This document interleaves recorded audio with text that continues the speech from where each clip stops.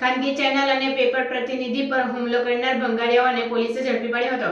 ગત 12 માર્ચના રોજ રોશની એસ્ટેટમાં ભારત ટ્રેડર્સ નામના ગોડાઉન નજીક જાહેર માર્ગમાં શૂટિંગ ફોટોગ્રાફી બાબતે તકરાર કરી ઝાપાપગી કરી ગોડાઉનમાં પૂરી ચોરીના ગુનામાં ફસાવી દેવાની ધમકી આપી હતી।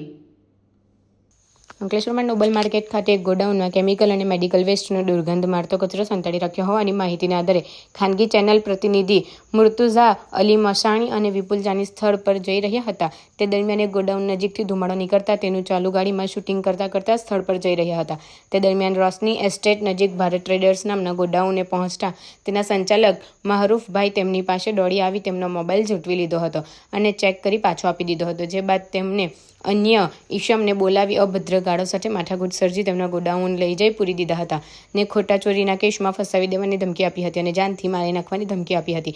જેમ કે જીઆઈડીસી પોલીસ મથકે મુર્તુઝા અલી મસાણી દ્વારા ફરિયાદ આપતા પોલીસે અંતે ગોડાઉન સંચાલક માહરૂફભાઈ ધરપકડ કરી હતી અને તેની મદદગારીમાં કોણ હતું તેની પૂછપરછ સાથે રિમાન્ડની તજવીજ શરૂ કરી હતી।